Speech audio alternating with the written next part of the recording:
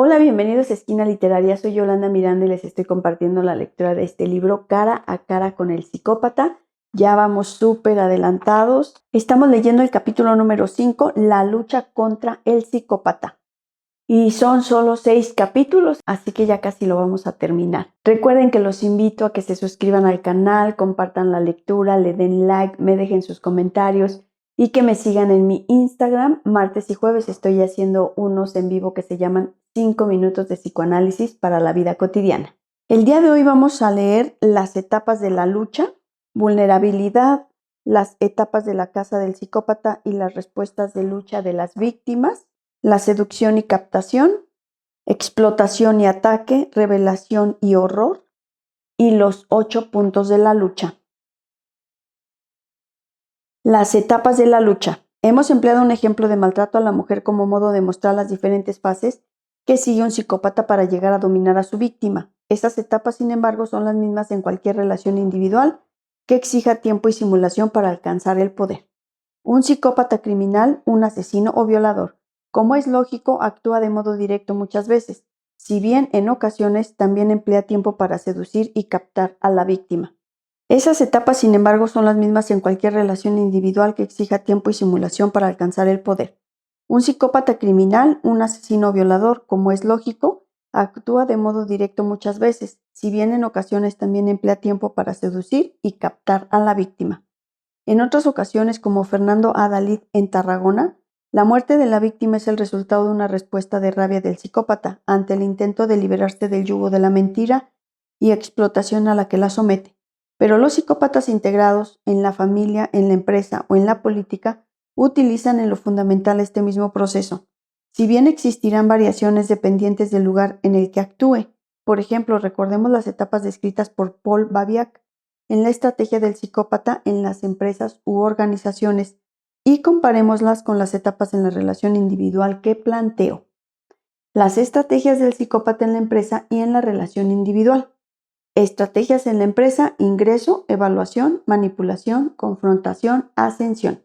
Relación individual: vulnerabilidad, seducción, captación, explotación y ataque, revelación y horror. Cuando un psicópata logra ingresar en una organización, una empresa, pero también un partido político o un sindicato, es porque está vulnerable. Le permiten entrar porque parece alguien diferente, del mismo modo que una chica le permite conquistar su afecto porque parece alguien muy distinto a como es en verdad. Una vez dentro, el psicópata evalúa a las personas que están allí, los clasifica por su utilidad, observa quién va a ser alguien fácil de controlar, quién no, etc. En la relación individual, el psicópata empieza a seducir o manipular a alguien que es considerado útil o una buena oportunidad. El psicópata de mujeres también evalúa antes de seducir. Si percibe que la mujer no va a responder como él quiere, quizás no lo intente. Cuando el psicópata se siente seguro en el poder logrado en la empresa, entonces ataca y confronta a la gente que se le opone, devalúa o desacredita, despide o acosa. Puro terror psicológico. Igual pasa en la relación individual. El psicópata demuestra que manda él, ataca y explota a su víctima. Finalmente, cuando este sujeto ha logrado neutralizar la resistencia de los que se le oponen en la empresa, entonces asciende, consolida su poder. Ello se corresponde con la etapa de revelación en la relación individual.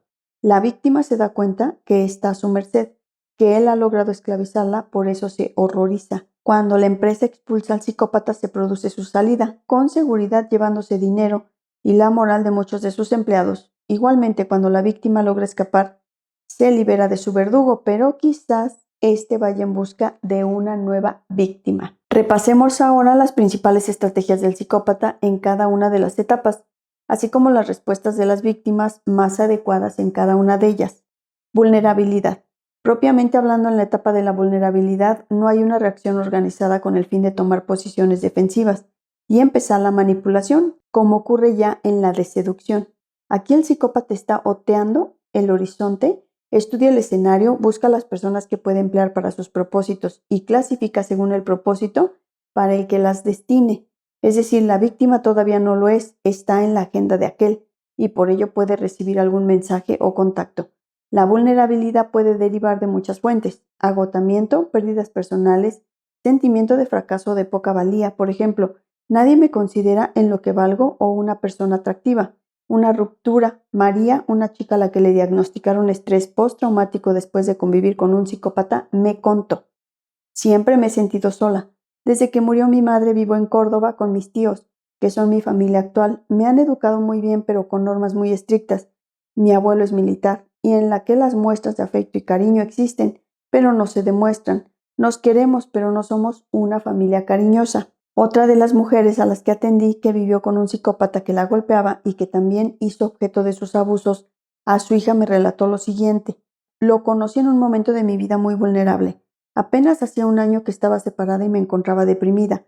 Él se presentó como un hombre encantador, con mucha labia, cariñoso al extremo, que me enviaba ramos de flores y me cortejaba de una forma subyugadora. En menos de una semana se instaló en mi casa, con el pretexto de que vivía en casa de su padre, y no estaba bien. Yo cometí la imprudencia fatal de mi vida.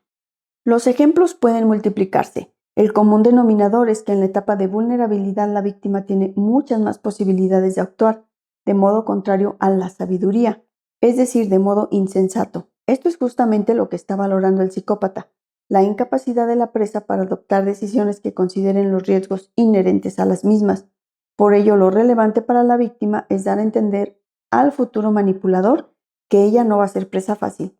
La precaución es la palabra clave y no permitir la intimidad excesiva, el mejor resultado. Si nos sentimos solos o poco comprendidos, busquemos compañías fiables, no nos echemos en brazos de esa persona que parece que nos va a resolver el mundo.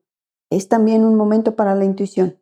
Abramos nuestra sensibilidad, seamos conscientes de que no estamos en situación de encontrar salvadores milagrosos. Paula escribió ella misma, esos avisos de la intuición que desoyó. Contesta lo que te pide el cuerpo, tu intuición, me decía mi conciencia en vista de que no era capaz de poner orden en el caos de mi cabeza. El cuerpo me pedía salir por la puerta trasera del restaurante y echar a correr, pero no podía hacerlo, y ya antes la intuición la había avisado por vez primera. Me siento muy bien a tu lado, tengo que hacer todo lo que esté en mis manos y lo que no esté tan bien para que seas mía. Le había dicho don Perfecto cuando solo era el señor que la recogía y la llevaba a restaurantes de moda. Sin embargo, he de concluir este apartado señalando algo que también he encontrado en determinadas personas. En ocasiones es difícil considerar que una víctima estaba en una situación de vulnerabilidad. Más justo sería concluir que todo el mérito habría que atribuirlo en esos casos al seductor.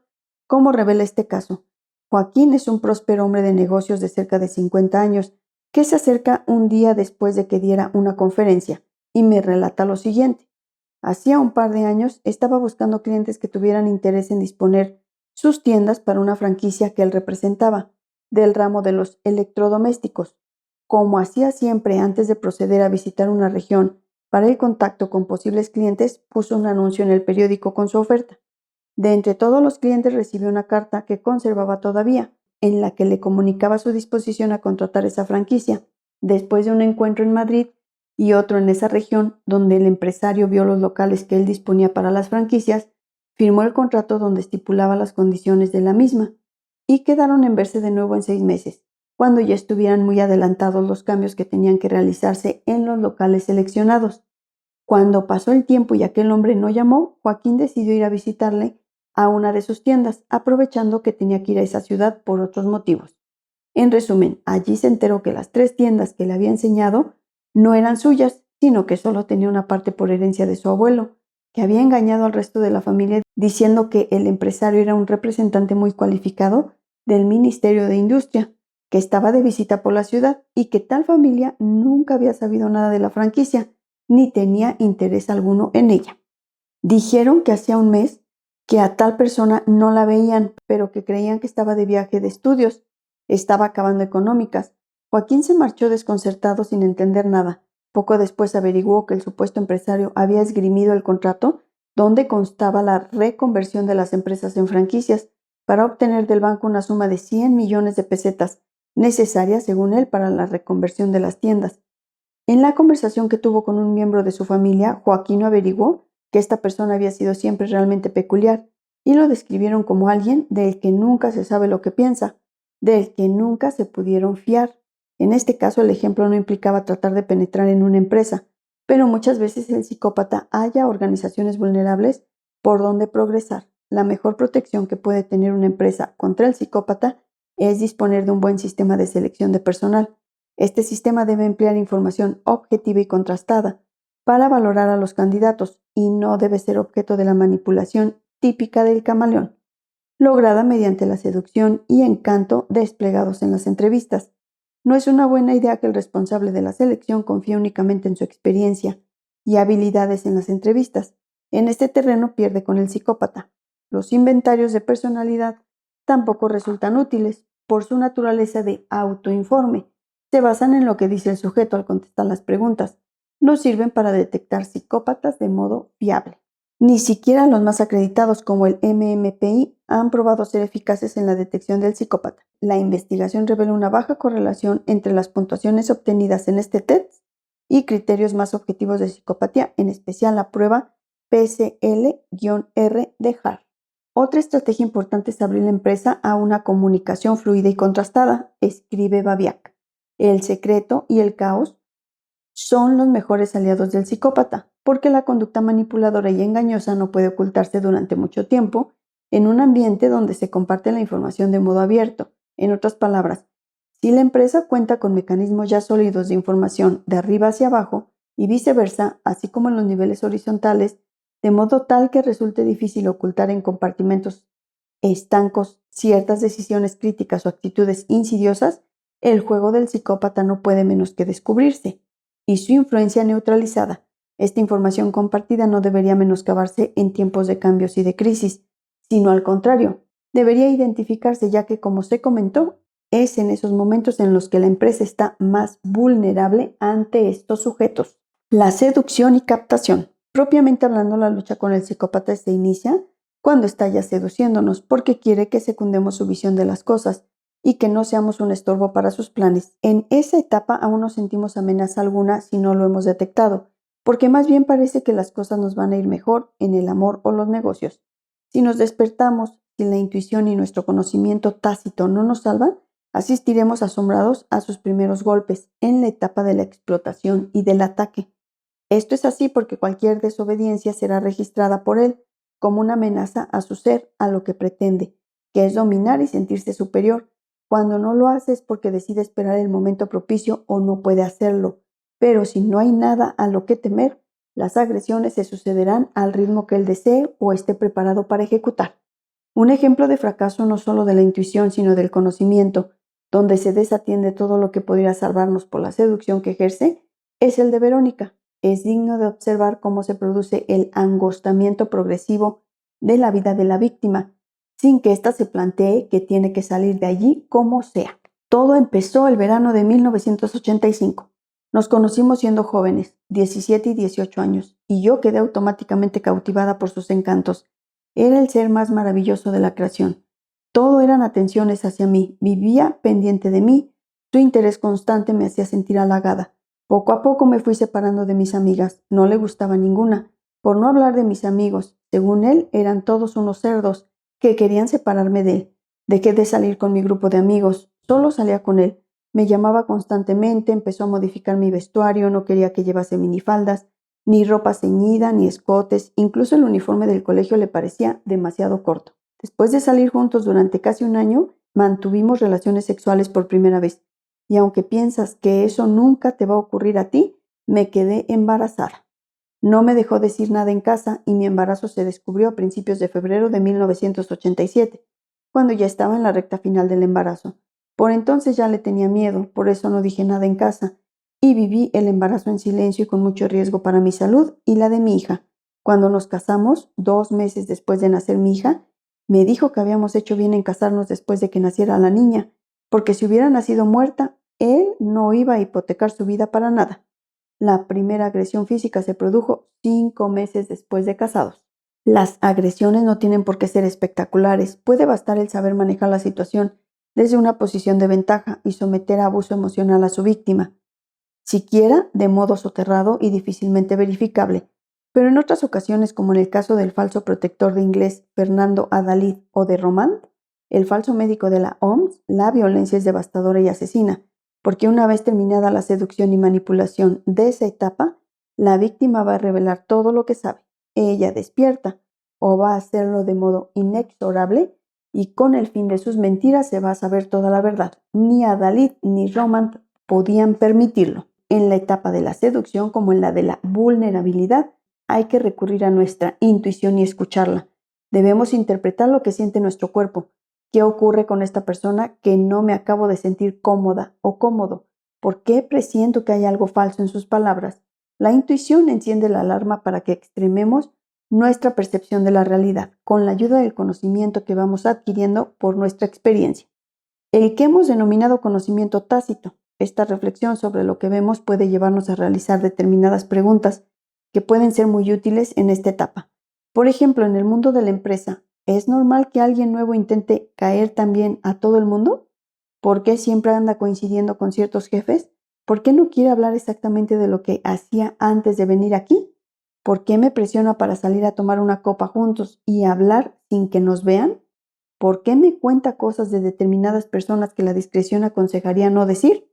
¿Realmente funcionan las cosas mejor desde que él está? Y en el ámbito de las relaciones amorosas, ¿por qué me presiona para que salgamos? ¿Por qué no le gusta que salgamos con mis amigos? ¿Por qué los amigos que tiene no parece que le estimen de modo sincero? ¿Qué quiso decir realmente cuando se expresó en términos muy duros acerca de una relación anterior que tuve? En realidad, ¿qué es lo que realmente se acerca de él? Me gusta de verdad que siempre quisiera saber dónde estoy. ¿Qué significa que hable tan mal de sus novias anteriores? Porque siento que hay algo que no me gusta en él, aunque me atraiga. En ambos casos es muy necesario que la víctima haga un esfuerzo por tener claros sus principios y valores esenciales.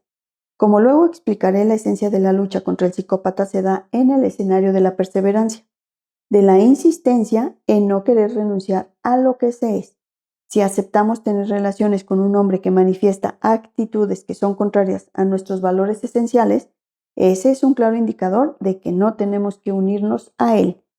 Luz, una chica de Alicante, violó esa regla fundamental cuando me cuenta lo que le sucedió a partir de los 19 años, cuando conoció a su amor de 26. Luz tiene aprobado puericultura en formación profesional e Ignacio le pide que atienda a su hijo pequeño que tiene una enfermedad que le va a impedir durante un tiempo caminar.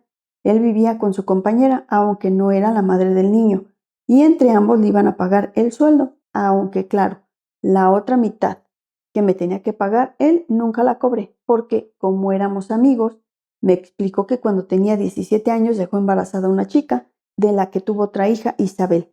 Pero como él no se quería casar con la madre, porque no consideraba que fuera a ser una buena madre y esposa, no le dejaban ver a la niña, y además tenía una sentencia por la cual no podía acercarse ni a la madre ni a la niña, ni siquiera pisar el pueblo donde vivían, porque debido a la angustia que padecía por no ver a su hija, había propinado varias palizas a la madre de la niña, al padre de esta y no sé a quién más. Pobrecito, cuánto sufre, pensé yo. No podemos ponerle las cosas tan fáciles porque hay veces que el psicópata actúa con un descaro sobrecogedor, tanto más cuando más fácilmente sea encantada la víctima. Enamorarse de alguien que tiene esos antecedentes de violencia es meterse sin más excusas en la boca del lobo. Pero en otros casos en los que el seductor se muestra más precavido en enseñar sus auténticas cartas, es muy importante la tarea de querer ver detrás de las apariencias, avalada por su intuición y por el hecho de que percibe que determinados comportamientos de él chocan con sus actitudes y creencias. La candidata víctima toma la precaución de no ceder por completo, aunque se sienta atraída. Un apoyo más para salir de esta fase es reconocer lo que son indicadores de violencia, porque sabe que esta es un proceso que va precedido de señales previas, aunque no sean muy visibles. En el caso de Paula, lo mismo que en el de Luz, esas señales eran visibles incluso para los ciegos. Unirse en matrimonio con alguien que te ha intentado violar es invitar al diablo a tu casa. Si lo que percibes y lo que sientes te avisa del peligro, entonces debes liberarte de esa seducción y fascinación. Busca apoyo en tus amigos o familia. Y sé que este punto fue algo que Paula no tuvo con esos padres despegados emocionalmente. Y di a esas personas por qué no quieres seguir con él. Es posible que ellos te digan que es estupendo y que estás paranoico o histérica, pero entonces debes recordar que esas personas no han visto y sentido lo que tú has percibido, y eso tiene prioridad sobre lo que las otras personas pueden decir. No renuncies a tu sabiduría, ese conocimiento derivado de tu experiencia que nadie más que tú puede tener en esa situación. Sé que no es fácil hacer esto, nada es sencillo tratándose de los psicópatas, pero yo solo puedo escribir lo que sé que es mejor para la víctima. No puedo hacer por ella lo que ella tiene que hacer. Nadie puede hacer lo que ella tiene que hacer. Paula cuenta que a raíz de que su marido le pidiera que donara a su hija a su padre y su mujer, ella le contó a su hermano que fue a visitarla. Lo que había pasado, su hermano cogió de la solapa al psicópata y le amenazó con matarle si tocaba a Paula. Pero como ella no dijo nada, como ella no hizo lo que solo ella podía hacer, Don Perfecto la siguió maltratando durante años. Explotación y ataque. Se han acabado las sutilezas. El psicópata se dedica a la agresión abierta o encubierta de la víctima, debido a que generalmente la víctima no esperaba nada de esto. Es comprensible que pase por una etapa de shock, de asombro, de no entender nada, pero es muy importante que la víctima mantenga la conciencia clara. Algunas veces ésta es capaz de romper de inmediato cuando comprueba que todo ha sido un engaño, pero otras muchas veces, porque está unida ya sentimentalmente con él o porque ha conquistado posiciones de poder, escapar se hace más difícil. En estos casos, mientras, por las razones que sean, la víctima no tenga claro que ha de escapar o cómo ha de hacerlo, esto último, sin duda, es un progreso sustancial con respecto a no saber si se quiere acabar la relación. Lo fundamental es minimizar la agresión, protegerse, parecer que sabes cómo tienes que hacer para que él no te castigue. Elimina los automatismos, es decir, aquellas conductas tuyas que parece que te ponen más en peligro, no para que aprendas a vivir con las agresiones y te adaptes a ellas, sino para que no te pueda hacer más daño que el imprescindible. Esto te dará tiempo y no te desesperes. Si te desesperas, le das ventaja porque él toma fuerza de tu debilidad. Utiliza personas que quieran y puedan escucharte. Di lo que te pasa. Si ocultas su explotación a todo el mundo, contribuyes a que él se sienta cada día más poderoso porque menos gente te creerá cuando lo digas y tendrás más tiempo para sentirte culpable, puesto que aguantas esa relación. Te acostumbrarás a esa rutina que Paula repudiaba con todas sus fuerzas. Todo parecía ya un estúpido ritual que ofendía a mi inteligencia, escribió. Revelación y horror. Técnicamente la etapa de revelación es aquella en la que la víctima comprende, al fin, que quedarse donde está, si no poner resistencia efectiva es un suicidio. Cuando esto ocurre, se termina la etapa de explotación o ataque, que se caracteriza porque el psicópata lleva la iniciativa. La víctima emplea su energía en orientarse, en superar el asombro. La revelación exige el horrorizarse de tener a un psicópata por jefe, novio o lo que sea, porque ese horror es la comprensión cabal de que a menos que ella haga algo, a menos de que luche, va a morir en vida, sino a morir del todo. Varias víctimas a las que atendí me explicaron de modo muy sentido lo que implica esta etapa, lo duro que es despertarse. Por ejemplo, Elena, que convivió con un psicópata instrumental al que aupó económicamente para luego verse burlada, me relató que es muy difícil asimilar de la noche a la mañana que una relación tan larga, en la que había puesto tantas esperanzas y por la que he luchado tanto, que parecía que iba a durar toda la vida, se ha convertido en una pesadilla y me ha dejado totalmente trastornada.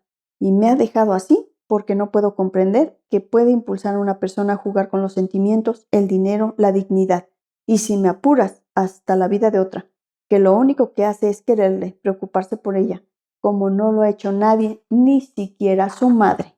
Pero a pesar de esa sacudida de terror por la comprensión de los hechos, la revelación, y precisamente por ello, es la última y gran oportunidad para la lucha. Ahora las cosas están claras. Paula tiene que decidir desde muy pronto, desde la noche de bodas, cómo va a actuar en el futuro. Por desgracia, la fase de revelación no se concretó desde un inicio en luchar para la liberación, sino que vimos que le costó 16 años en romper ese yugo. En todo caso, no podemos criticarla por eso, sino admirar cómo pudo proteger a sus hijos y demostrar en su trabajo que era una persona capaz, conviviendo con alguien tan imposible de parecerse a un ser humano. Luz escribe cómo vivió esa revelación, cómo el horror le dio paradójicamente fuerzas para salir de su relación. Llega un momento en que él incluso lleva a sus novias a su casa, donde vive con Luz y su hijo al que conoció como puericultora. Luz se encuentra haciendo cenas para los 4. Su límite está a punto de saltar. Han pasado varios años desde el inicio, en medio de continuas agresiones emocionales. Aquel día algo murió realmente dentro de mí. Murió la inocencia, la ilusión, la ingenuidad, la esperanza. Sentía su muerte como algo real, como si fuera la pérdida de una persona, de una niña que había sido cándida y risueña. Sentía su pérdida como la consecución de un crimen, y dentro de mí se desarrollaba otra persona, que creía con rabia que no tenía miedo, que quería presentar batalla, que se sentía libre y no aceptaba ser dominada. Fue un proceso lento pero imparable. Los recuerdos de esta época están como en una nebulosa, como si estuviera aprendiendo a ver y a sentir, y no pudiera captar bien las cosas. Sin embargo, empezaron las pesadillas. Claras y fuertes, era como tener un tercer ojo, y aquello que no percibían los sentidos, lo percibía otra parte de la conciencia, y se me mostraba con crudeza aterradora en los sueños. Continuaba deprimida, pero sin embargo cada vez tenía más fuerza y podía pensar con mayor claridad. Él debió de notar también el cambio porque empezó el maltrato físico. La verdad es que el maltrato físico no era tan exagerado conmigo como con su ex. A mí solo me abofeteaba, me tiraba objetos, me estrangulaba y me sacaba la mitad del cuerpo por la ventana. Su madre ha estado 5 veces ingresada por palizas. Eso después de estar ya nosotros separados. Pero lo peor ya había pasado, ya no tenía poder para seguir haciéndome daño. Ahora había que planificar cómo salir de esa casa. En efecto, es el momento de emplear una estrategia para acabar con esto, si es tu decisión. Miriam, otra víctima, me cuenta. Me levanté una mañana y me dije, ¿es mi vida o la suya? Y empecé a mirar en otra dirección. No tengo claro que esté completamente a salvo, pero ¿alguien lo está? Sí, esta es la actitud correcta. Los 8 puntos de la lucha es el resultado de aplicar la psicología de solución de problemas y de manejo del riesgo de sujetos violentos. Lo que propongo aquí es una disciplina personal. No se puede pretender en esta etapa tan avanzada de relación con un psicópata salir de ella con solo buena voluntad y decisión. Al menos hay que considerar los costes que ello puede implicar y hacer lo posible para minimizarlos. En primer lugar, recuerda cuál es tu meta fundamental: mantener tu integridad física y tu dignidad como ser humano, proteger a los tuyos, y la de él, controlar, dominar, sojuzgar. El punto siguiente, la esencia de la lucha contra el psicópata, profundiza en esta idea. Es vital tener esto claro. Si sigues con el síndrome de querer redimir a alguien, si crees que puedes cambiar al psicópata, estarás ciertamente perdida. Nada puedes hacer. Si esas creencias no son rocas firmes en las que apoyarte e iniciar tu liberación, esto no lo puedes olvidar. En segundo lugar, interrógate sobre la motivación específica que puede tener. En particular, analiza para qué te necesita en concreto: sexo, dinero, respetabilidad e imagen social, una esclava del hogar, una trabajadora que le mantenga. Esto te permitirá descubrir si él tiene otras opciones de lograr lo que tiene en ti por tu sumisión. Cuando Samper se vio expulsado de la vida de Paula, enseguida se relacionó con otra, a la que controlar y gozar. Hay psicópatas instrumentales, esta es la tercera pauta de la lista, y posesivos. Los primeros te necesitan para exprimirte, no obtienen su mayor placer en tu control o posesión. Se trata más bien de las comodidades que les ofreces. En cambio, los posesivos pueden tener dinero y poder. Buscan el deleite de saberse tu amo. Es la humillación que sufres lo que les alimenta. Samper empezó actuando de modo posesivo, pero luego también actuó de modo instrumental. Cuando Paula empezó a ganar dinero, pero era desde el principio un psicópata mixto, es decir, se combinan tanto motivos de posesión como de utilización para conseguir otras metas, porque Paula, aún sin trabajar, le daba la imagen de hombre de mundo y serio, el cual necesita a su lado a una mujer hermosa para configurar su imagen pública. Con los puntos 2 y 3 acabas de situarte. Puedes comprender lo que obtiene de ti y en qué medida ya ha logrado esas cosas. Es más peligroso un psicópata que aún no ha logrado sus propósitos. Peleará más por abatirte. Sea como fuere, este conocimiento te será útil más adelante. En cuarto lugar, pregúntate, ¿cómo puede dañarte a ti y a los tuyos si lo abandonas? Y si hablamos del mundo del trabajo, ¿qué represalias puedes obtener si inicias la denuncia de este personaje? En quinto lugar, esta información puede ordenarse de acuerdo con una secuencia y una probabilidad. La razón de estos 2 pasos es: debes disminuir los daños, prever sus reacciones y neutralizarlas. Mira qué puedes hacer con tus recursos personales, contigo misma, y en qué medida necesitas de otros recursos institucionales como el sindicato, la oficina de ayuda a las víctimas o la justicia. Mi consejo es que no dejes a otros lo que puedes hacer tú. Piensa que por mucho que alguien te quiera o te quiera comprender, tu experiencia con el psicópata es única. Muchas veces se pueden lograr cosas actuando con prudencia y también astucia. El psicópata está mucho más preparado para destruir que tú, pero eso no significa que tú seas una víctima propiciatoria, a la que hay que sacrificar en el altar de su ego. Despierta, piensa. ¿Lo puedes hacer con la misma intensidad que él? Y además, ¿tu aparente desventaja es tu fuerza? La estupidez moral del psicópata es, a la postre, su perdición. Si tú sabes hacer de tu integridad moral tu fuerza, vamos a verlo ahora mismo. Los 8 puntos de la lucha. 1. La víctima ha de recordar cuál es la meta fundamental del psicópata y cuál es la suya. 2.